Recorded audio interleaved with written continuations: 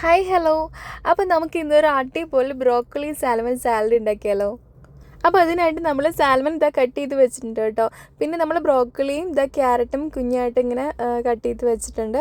അപ്പോൾ ഇനി ഫസ്റ്റ് നമ്മളുടെ സാൽമൺ ഇതുപോലെ കുറച്ച് ഉപ്പും കുരുമുളകും കൂടി ഇട്ടിട്ട് ജസ്റ്റ് ഒന്ന് മാഗ്നേറ്റ് ചെയ്ത് വെക്കണം കേട്ടോ. ഇനി ഒരു പാനിലേക്ക് ഒരു കുഞ്ഞു കഷ്ണം ബട്ടറോ അല്ലെങ്കിൽ ഒലിവ് ഓയിലോ സ്പ്രെഡ് ചെയ്ത് കൊടുത്തിട്ട് നമ്മുടെ സാൽമണൊക്കെ ഒന്ന് റോസ്റ്റ് ചെയ്തെടുക്കുക കേട്ടോ.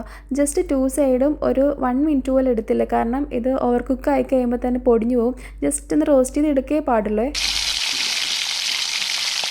ഇനി ഈ സെയിം പാനിലേക്ക് നമ്മൾ ബ്രോക്കോളിയും ക്യാരറ്റും കൂടി ഇട്ടിട്ട് ഒരു പിഞ്ച് ഉപ്പും കൂടി ഇട്ടിട്ട് ഒരു 5 മിനിറ്റ് ഒന്ന് കുക്ക് ചെയ്തെടുക്കുന്നുണ്ട് കേട്ടോ.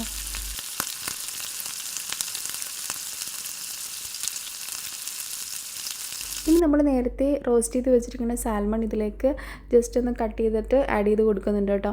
ഇനി ഇതെല്ലാം കൂടെ നല്ലോണം ഒന്ന് ഇളക്കി എടുത്തു കഴിഞ്ഞാൽ നമ്മളുടെ സൂപ്പറായിട്ടുള്ള ടേസ്റ്റി ആയിട്ടുള്ള സാൽമൺ ബ്രോക്കലി സാലഡ് റെഡിയാണ് കേട്ടോ. അപ്പോൾ ഡയറ്റൊക്കെ ചെയ്യുന്നവർക്ക് ഡിന്നറിന് കഴിക്കാൻ പറ്റിയ ഒരു അടിപൊളി റെസിപ്പിയാണ് കേട്ടോ. അപ്പോൾ എല്ലാവരും ഒന്ന് ട്രൈ ചെയ്ത് നോക്കുക. അപ്പോൾ വീഡിയോ ഇഷ്ടപ്പെടുവാണെങ്കിൽ തീർച്ചയായിട്ടും സബ്സ്ക്രൈബ് ചെയ്യൂ. താങ്ക്